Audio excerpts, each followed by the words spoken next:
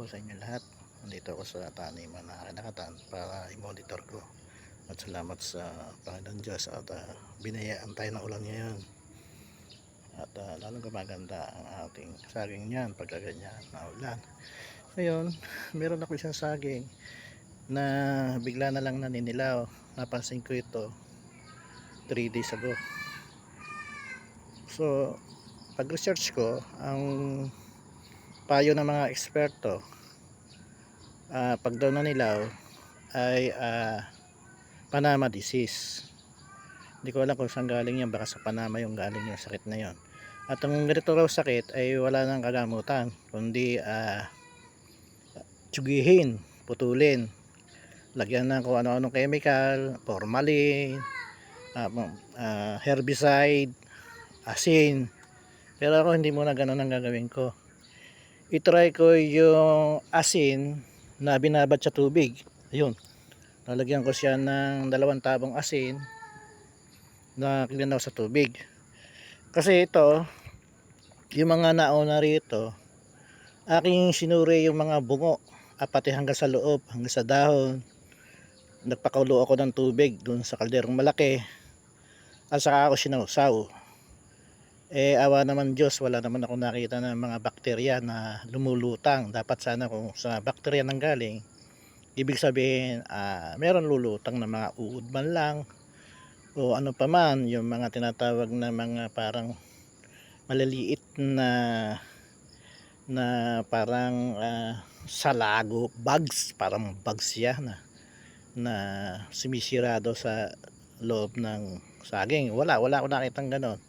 So nangyayari din to minsan kapag yung saging ay nababad sa tubig, bigla na lang din naninilaw.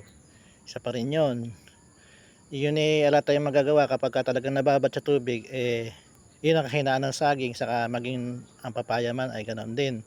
Tapos yung isa naman, yung nangangalaan, sabi na matatanda, ayaw na magbunga, ayaw magsibunga.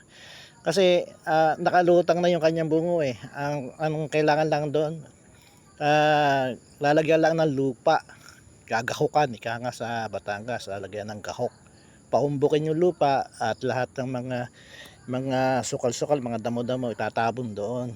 Yun lang naman ang sikreto doon Ngayon nakita ko naman dito para sa akin, ito para parang nasa kondisyon ng lupa kasi ang lupa may dalawang kondisyon, more on alkaline saka less acidic.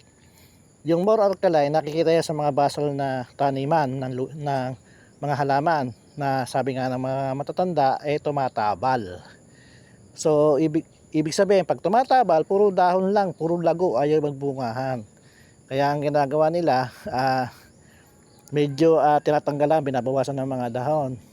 Sa akin naman ang gagawin ko, lalagyan ko siya ng asin para mabalanse, na kung saan pagka more acidic, ang maximum value niyan ay 10. Pagka less acidic, ang minimum value ay 0. Dapat malagay man lang sa mga 5. Sa pamamagitan ng tubig asin nito, titignan natin kung magiging effective. Ayan siya Itong sinasabi nilang Panama disease nito, maging ang mga eksperto sa paghahalaman ay hindi pa raw natutuklasan. Kaya ang hatol nila, tsugihin, patayin at lagyan ng chemical. At sinasabi, wag daw idadaan sa mga sagingan at magkakahawa-hawa. Pero sa akin, try ko yung sa akin na diskarte. Maraming salamat po.